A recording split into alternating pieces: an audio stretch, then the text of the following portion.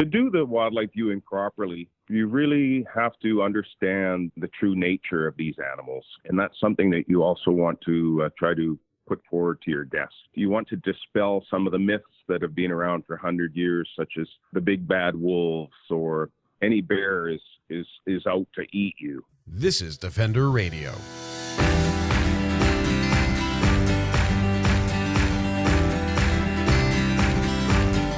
I'm Michael Howie, and this is Defender Radio, the podcast for wildlife advocates and animal lovers, brought to you by the Fur Bearers. Let's talk about the economy. That's always an exciting start to any conversation, right? So here's the thing. Events like Ontario's spring bear hunts are pursued by governments because they look at the financial impact of them. But here's the thing. Hunting and trapping aren't the only outdoor activities that bring in dollars to the province. In fact, ecotourism as a whole is a multi-billion-dollar industry in both Ontario and British Columbia, and hunting is only a tiny fraction of the cash flow created in each. In the last episode of this show, we spoke about the spring bear hunt in Ontario, and if you haven't heard that episode, please do go back and listen to it. In this episode, we're talking about the wild world of ecotourism in general terms, through the experiences of an ethical and successful operator, Eric Boyum. The owner-operator of Ocean Adventures on the coast of beautiful British Columbia, Eric and his partner/photographer extraordinaire Trish take both local residents and international visitors to explore the coastline, see the beauty of the natural environment, and get a chance to witness and photograph stunning wildlife. Eric joined Defender Radio recently to discuss his business and experience, the opportunities that exist for people who have outdoor experience in the ecotourism sector, and the ethics and considerations he takes into account on a daily basis. Maybe the best place to start is with your story. You run a wonderful outfit in BC, and maybe we can just talk about how you sort of began on this journey of owning a business and operating as an ecotourism person. As a young boy growing up in British Columbia, I was fortunate enough to live close to nature and be surrounded by nature, which started imprinting on me at a very early age. I began to spend a lot of time in the mountains, hiking, mountaineering, snowshoeing. Obviously, anytime we could ever see wildlife was a real bonus. But for me, growing up was all about nature. I was very lucky to be exposed to and have the opportunity to travel the coast of BC by sailing vessels in my late teens and early 20s, leading up to where I was working, crewing on boats, taking people to see Haida Gwaii, experiencing the sea life and the terrestrial wildlife that you find in the islands of Haida Gwaii and on the coast of British Columbia. Eventually, it led me to the place where I fell in love with taking people and showing them the amazing wilderness and wildlife. Mm-hmm. I continued to work for other people at times, running tours, ecotourism tours on the coast of British Columbia. And at times I ran hiking tours for a couple of summers in the Rocky Mountains, where we were often exposed to wildlife. And I could see the joy it brought to people to witness these animals in their natural state and their natural habitat. I did have a number of different careers as time went on. Mm-hmm. I did delve into commercial fishing to the point where I even bought my own commercial salmon trawler and enjoyed the coast that way for about 4 or 5 years. But I saw that was changing too, with the pressure on the resource and the difficulty in trying to make it work, what was happening with the coastal fishing industries. And I had in the back of my mind, wow, I want to stay on the water. I want to try to make a living being on the water, but experiencing what's on land, taking people to see these things. So in 1996, when I sold the salmon trawler and got out of that business, I was without a boat for a year, and I had sort of no way of accessing the beauty of the coast that I'd grown to love so much. But by 97, late 97, I had the opportunity to buy a certified passenger vessel capable of carrying, up to 8 guests for a week to 10 days at a time to explore the coast. So I formed a business, the same business I'm running today, 23 years later. Mm-hmm. It's an ecotourism company that's doing very well, and we've had I can't say the exact number of guests, but we've probably had well over 1,000 guests from all over the world. Guests from British Columbia, from the United States of America, all over Europe, as far away as New Zealand and Australia. It's incredible how far people come to see sort of what a lot of us just take for advantage, I think. That's exactly true. And, a lot of these places where people do come from, Central Europe or the United Kingdom, they just don't have wild places anymore. And some of these places, they've been, their last wildlife or their last, say, for example, their last bears were extirpated, 200 or 300 years ago. Mm-hmm. So they just don't have the ability to go out and enjoy the nature and to view wildlife, to experience wildlife, and let the wildlife actually touch your soul and enhance your spirit. It's got to be exciting too, because a lot of my experience with larger wildlife, so bears, moose, animals like that, whether it's here in Ontario or when I've been in BC or when I've been in Nova Scotia or somewhere else in our giant country, it's normally the animal running away from me. Like that's my experience with a lot of wildlife, other than raccoons here in Southern Ontario, because I've been mugged by 4 of them. Okay. Not actually, they're fine. They're very nice, but it is a certainly unique way of presenting these opportunities to people. And I guess, how do you go about developing sort of a route or an outline for the adventure to ensure that they get to see wildlife in nature naturally without crossing any ethical lines? And I'll let you talk about some of those ethical lines as well, because I know you and Trish are very, very strongly opinionated on some of these in a good way. Yes, well, we plan our adventures for our guests that come from all over the world. We plan them around the seasons and what's happening in the different places, in the different habitats at different times of the year for the different species of wildlife. We always, a big thing for us is to not disturb any of their normal behaviors. Mm-hmm. So we take that very seriously. Like, we never want to interrupt or keep them from necessary feeding behaviors, or keep them from their need to find a mate, to reproduce. We never want to have an encounter with an animal that will cause them to run away in a scared manner, and potentially, because they might be fleeing from something, they may miss something else that they're running right into, and could be another hazard, potentially that's something that could affect their well-being, that could be injured, or, run into something that could hurt them. Mm-hmm. So we're very careful about that. We work around the tides.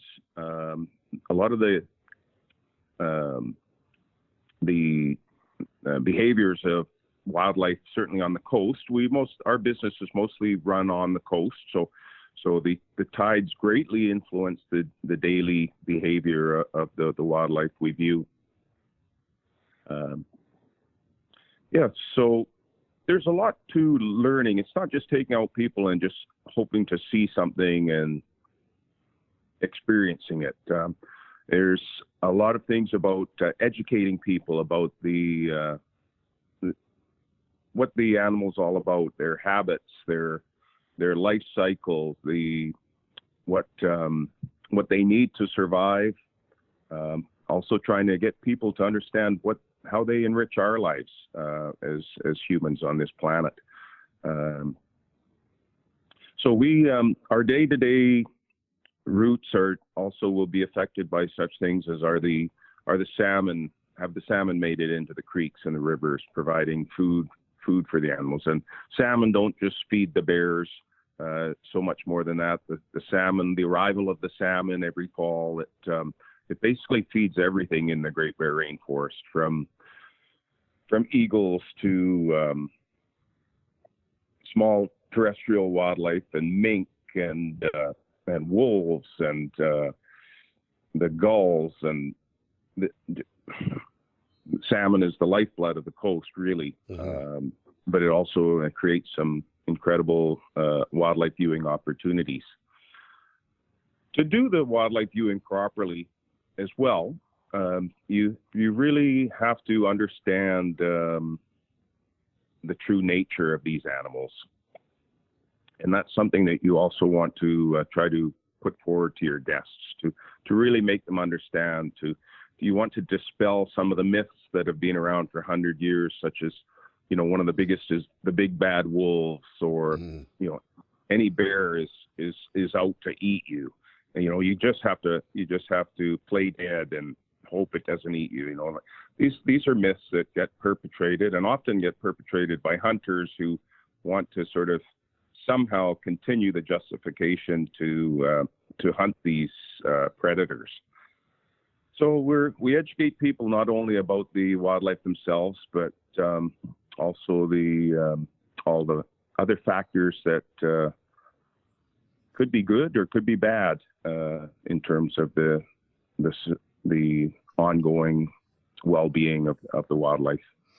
I gotta think that for the guests who hear from you and see how you talk about wildlife and how you engage nature around you, that as well is going to be very empowering for them to, I think I definitely agree, sort of lose that fear and it's not always something you can identify that you have until maybe you see one of these animals. But there is a lot of fear. I see that, of course, with conflict wildlife all the time, people reacting incredibly to raccoons in their backyard or a coyote trotting down the woods. But I think it also will teach maybe a level of respect. And that's something we hear a lot about too, is this need to educate people on how to appropriately engage wildlife.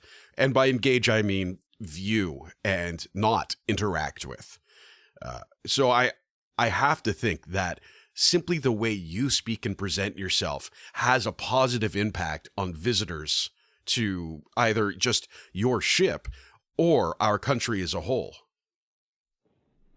Well, absolutely. The way I am myself when I'm guiding people, or if I have an assistant guide, how we come across to our people can totally change the outcome of the whole viewing experience. Like we could be,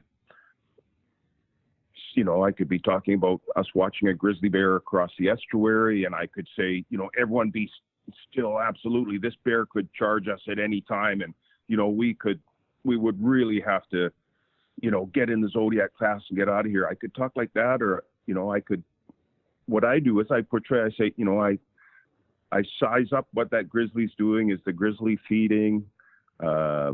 Is it running from something?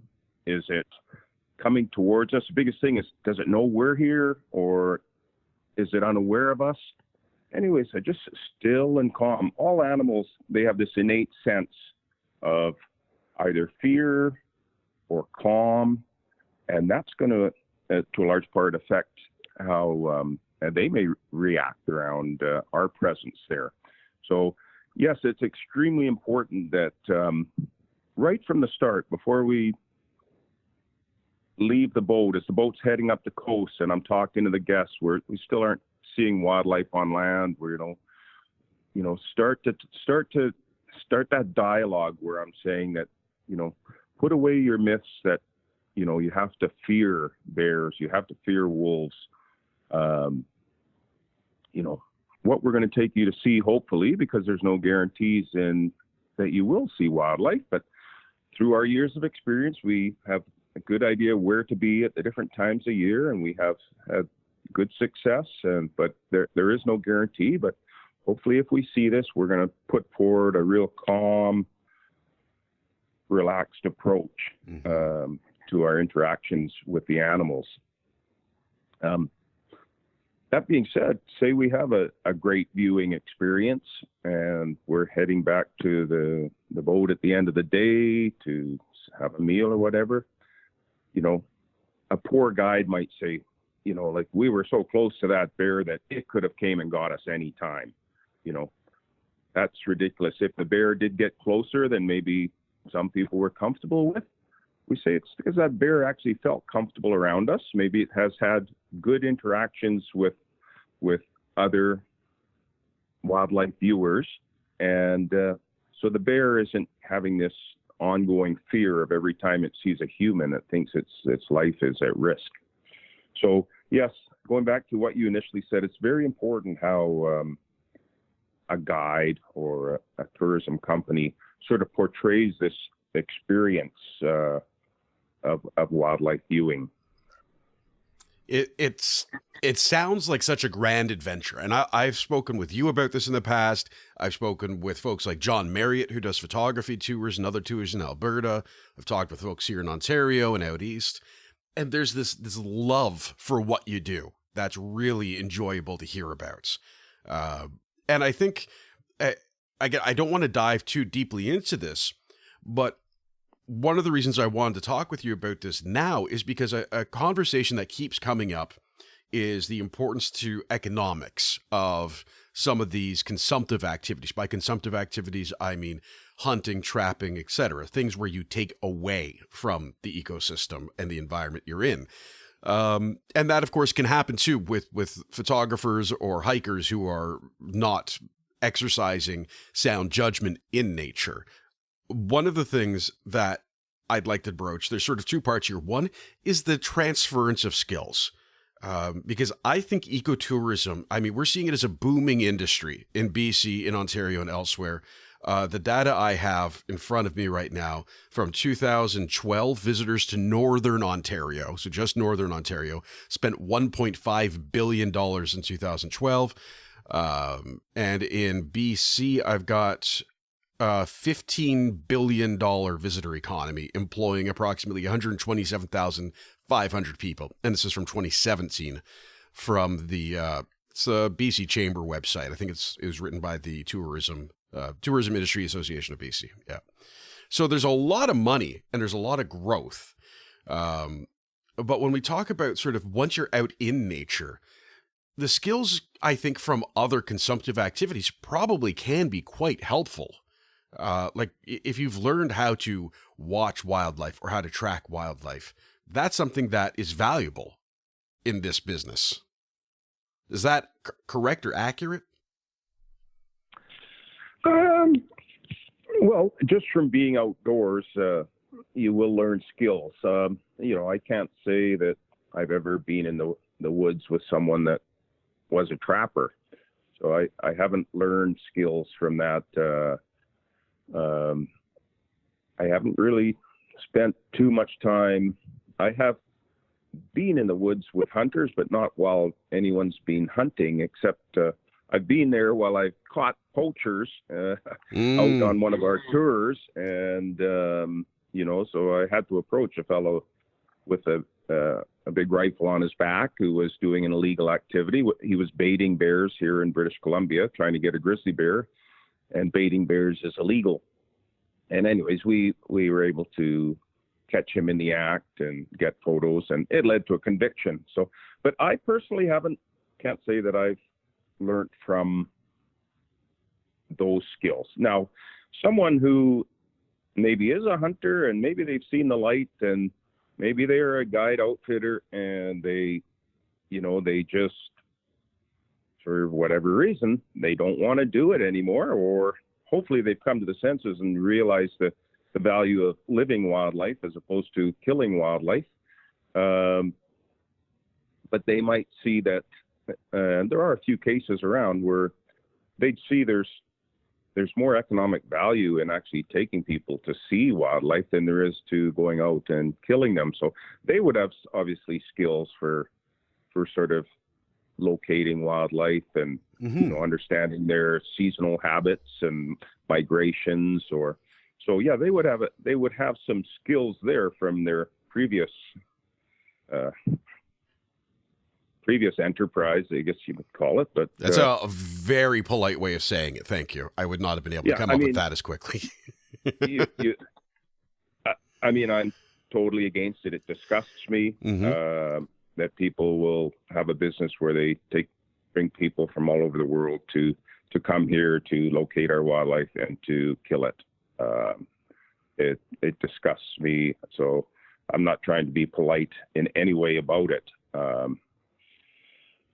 So just answering your question about there are some skills there that could be useful. Yes. There's other ways to learn skills though, without ever having been in that where you're setting traps for small fur-bearing animals or you're trophy hunting top-level predators or. Oh, of course. Yeah, I'm just thinking of people who are in that field or have that background and perchance wanted to transition out of it, as we said. They would be able to carry over some skills they already have. Absolutely. Those people involved in that type of business would have skills there that would help them form an ecotourism company potentially. The biggest thing for them, I think, would be not so much the challenge of, not shooting the animal or the animals, but shooting them with a camera. I think their biggest thing would have to be just a mega shift in their mind and the psychology, because everything they've done up to that point as a guide outfitter or a trophy killer it's been about the kill. And if you go into the natural habitat with sort of emanating that sort of feeling, or if that's how you travel in the wilderness, you're not going to get the experience with the wildlife, because like I said before, the wildlife have an innate sense of what's in your mind, even though they're not planning on killing them. But every time they went into the woods for so many years, they had that mindset. And maybe just because they're taking people with cameras to photograph or experience, maybe they still have that mindset towards the animals, like, I'm better than these animals. I'm the supreme one here. So, yeah, they might not have to learn the tracking skills or knowing the locations of the wildlife, but they would have to just do a real mind shift to go to, I want to portray to my guests that are coming from all over the world that these are magnificent animals. They deserve a right to be here. They're sentient beings. They have feelings. They feel pain, so that's their learning curve, I believe. Well, that's a wonderful point. And hopefully we'll see that shift over time. I interviewed some folks whose names I can't recall, but they run a company called Crikey. And they, with the Ellen DeGeneres Fund, created this augmented reality gorilla habitat as a conservation project.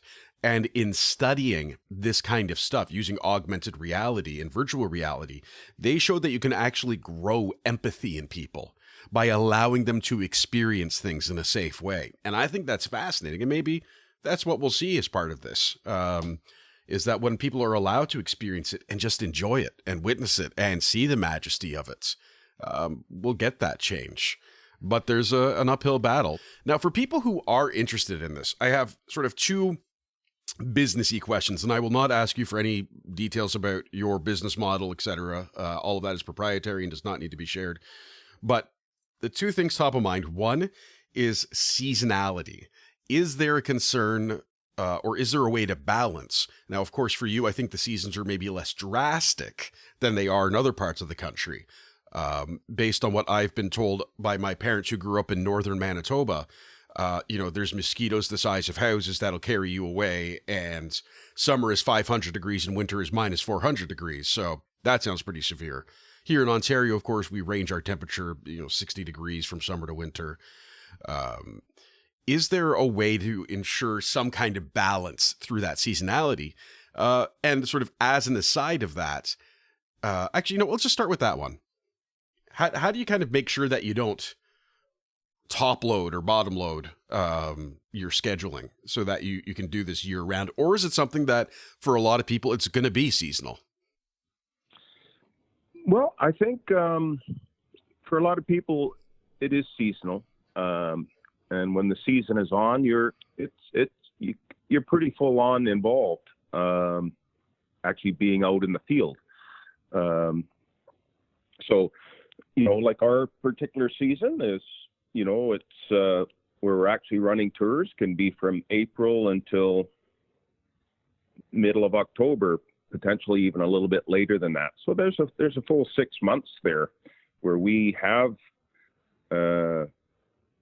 just the right mix here for taking people to experience all sorts of different wildlife in different locations, exhibiting different behaviors. So now, as any business owner knows, there's a lot more to the business than just, running the trip to take people, or, if you're in retail, there's a lot more to just making that sale at the counter. There's so much goes on behind the scenes of the business that even though I'm only taking tours for 6 months of the year, a good portion of the winter months is spent with everything else that needs to be done with the business.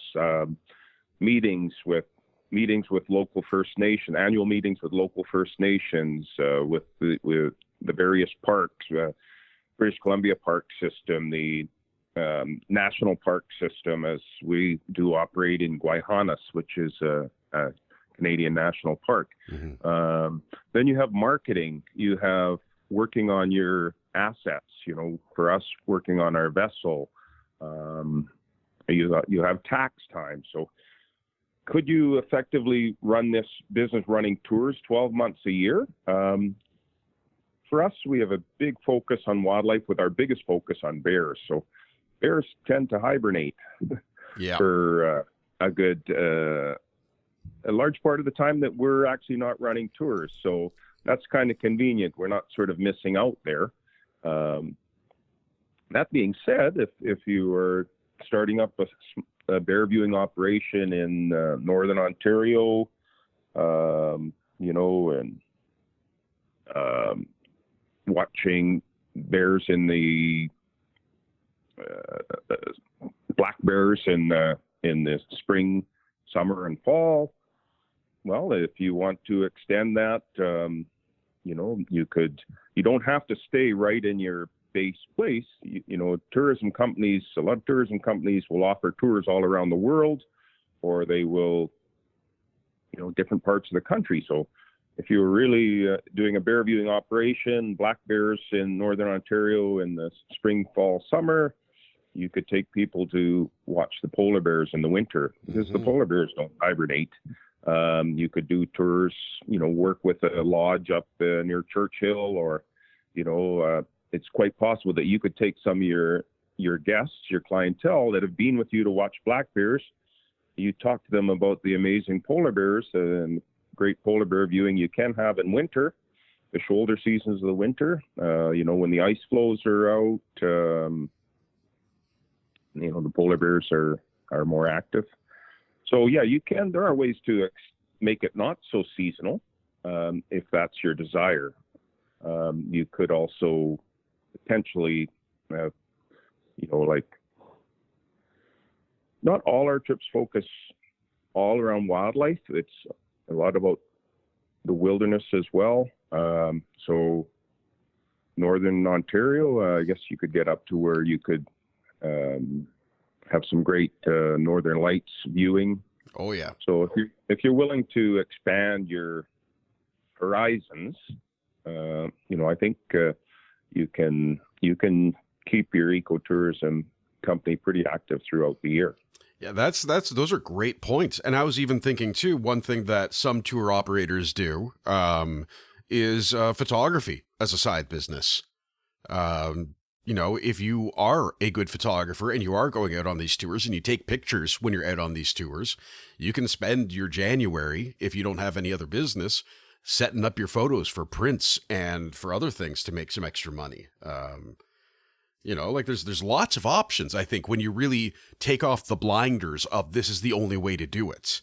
And I think those are all really wonderful ideas too, that hopefully will help some people. And the other thing I wanted to ask in this vein is, what tips would you give to someone who is interested in getting into this business? Whether it is someone who just lives in a remote area and has always been interested in this, someone who has gone through your kind of experience where they've been in and out and around the subject, or someone who's coming from a consumptive industry and is curious about making the switch. Where do you think people should start? Well, I think people should start trying to learn more about the existing type of businesses they're looking at getting into, like wildlife viewing, bear viewing is very well established here in British Columbia. So maybe someone wanting to get into it is going to contact a company. Maybe they're going to come and try to work for that company just as an assistant of some sort, or coming in on a lower level type of position. Obviously they're not going to come in and be a guide right away, but just somehow experience and try to see what's going on, try to understand what's available, what it's going to take to put yourself in a position where you could start. And most people will be willing to get you going on in the right direction. Maybe you take a wildlife viewing course. There's specific bear viewing courses here in British Columbia that one can take, and they're happening in many of the different parts of the province, where people can learn to become a level 1 assistant bear guide, and get exposed there. So there's certifications that are available. Obviously, if you're going to go to the point of starting a business, well, you're going to need to go to the areas, learn about the specific area that you want to start up your business. If you know that you want to work on the central coast of British Columbia doing some sort of wildlife tours, you're going to want to go and approach the First Nations of the territories that you would like to visit and see, this is what I'm thinking. Is there a chance we could work together? I would like to feel welcomed in your territory, potentially utilize some of your residents that could work on a part-time basis for my company, guiding, using obviously people that have lived in the territory where you would like to do your business, where they're from generations and generations of life there in those exact habitats. That's an incredible resource to draw into. But it's also the right thing to do, is to not just start a business and go into some area and intend to try to make a profit on someone else's land or off the wildlife that inhabit this area.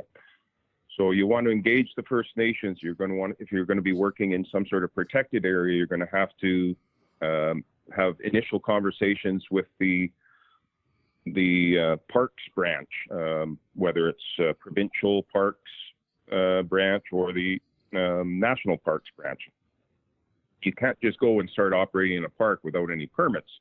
So you want to know, are they even giving out permits? So you want to know if starting your business is even going to be possible in these certain areas. So you want to work with the First Nations. You want to work with the governing parks branches, and then you want to try to work with the other operators too. Like often in an established area, there's best practices obviously to follow.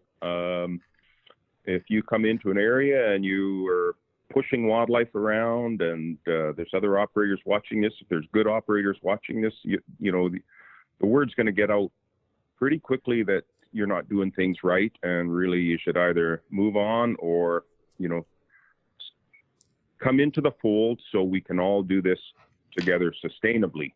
And that's really important, because if tourism, ecotourism, it sounds good, ecotourism, but there's such a thing as industrialized ecotourism as well. And if ecotourism is not done properly, it can have as damaging effects as hunting on wildlife. If a type of animal is continually being pushed and is not able to do all the feeding it needs, every day of every year, if it's not hibernating, it is going to gradually get weaker and weaker, and potentially face starvation. In the case of bears, who have this amazing capability of embryonic dyspause, or what's also called delayed implantation, is if that mama bear has been fertilized during mating in the spring, if she hasn't put on enough weight by the fall, that fertilized zygote is going to be just reabsorbed into the body. It will not implant, and she will not have young. So if this happens year after year, you're going to see the numbers of the bears in the area go down. So that you cannot continually push these animals, because it will affect their well-being. Another example is one type of tourism is not compatible with an animal or an animal's habitat. I mean, we look at what's going on in the Selkirks and the Rocky Mountains of British Columbia with this booming tourism business. They sometimes will call it ecotourism, but snowmobiling. A lot of people do it recreationally just for their own enjoyment, but there's also snowmobile companies. There's commercial, huge heli ski operations. And a lot of this takes place in the prime winter ranges of the endangered mountain caribou. I mean, we are so close to losing the very last mountain caribou, but this tourism is allowed to go on unchecked in these absolutely key winter ranges of the mountain caribou. So you have to look at what type of tourism you're wanting to start, but is it compatible with what's going on in the whole overall scheme of the ecosystem? So I think one thing that's really important to us in our business that we're approaching 25 years of doing this business. And one thing that every year becomes more and more important to us, and that is giving back to the wildlife, the wilderness.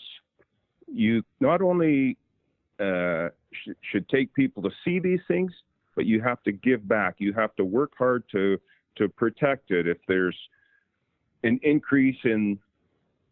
planned increase in hunting, or you want to fight hard to stop the hunting of a species in any area, or actually anywhere on the planet, I think it's key for any companies existing or starting up to realize that a big part of this is you have to become a voice for the animals, a voice for the land. You can't just take. You just can't take. You have to put in the time and be a good conservationist. You have to work hard. You have to support different organizations that are just working tirelessly for very little monetary return, usually just enough to keep going. A lot of, like, hundreds of, and if not thousands of volunteers all across the world are working hard in good organizations to try to protect the wildlife, the wild places for all future generations. So you have to be supportive of these organizations. You have to be supportive, give a voice to the animals, and it'll make the whole experience of running this type of business that much more satisfying. Well, and that brings up a couple of things I was wondering about, and you've kind of already now nailed this. Little things like considering, so with your vessel, noise pollution and how that's going to impact the wildlife. I know you're very conscious of that. But then even further, when we start getting into more questionable activities, there was a story, I'm sure you remember this, in the show notes, I'll find what I wrote about it at the time and link it. Up near Churchill, I think it was, in Manitoba, where someone had both their sled dogs chained outside and fed polar bears to attract them so people could come take pictures. And one day he didn't feed the polar bears, so the polar bears took the food that was available, which was one of the sled dogs that was chained up and couldn't get away. And it's a horrifying story, really, that just days before the media had been lauding as, look how cute it is that these bears are interacting with these sled dogs. But that's, I think it both highlights the impact that bad ecotourism can have, but also the kind of thing people need to be wary of. And you've already broached the subject and nailed it. And this comes up with every single person I speak with who interacts with wildlife in some way like you do, of when you interrupt their natural way of being, it is no longer okay. And those are sort of the extremes, from the consideration of how much noise are we making over to literally setting up animals to fail in the wild. So I'm very glad you brought those up as well. Now, and regarding, though, people who are interested in experiencing this, while there's sort of those horror stories and also wonderful stories, what's the easiest way to suss out if this place is ethical or if their values align with your values, and to ensure that the experience will be enjoyable for a client? For a client, I think you have to be educated on what is important to you and what are the needs of the ecosystem and the wildlife. So, but be prepared to ask questions. Be prepared to shop around. If you are looking for an experience to witness the amazing polar bears, don't just go with the first company that comes up when you Google polar bear tours in Churchill, because that doesn't mean they're the best. It might mean that they have the biggest advertising budget. Yep. And they can pay the most for that top spot. It does by no means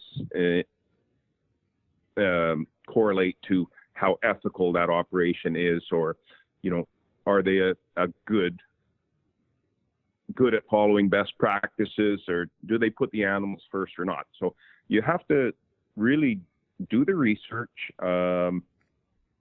phone, ask sort of key questions, like,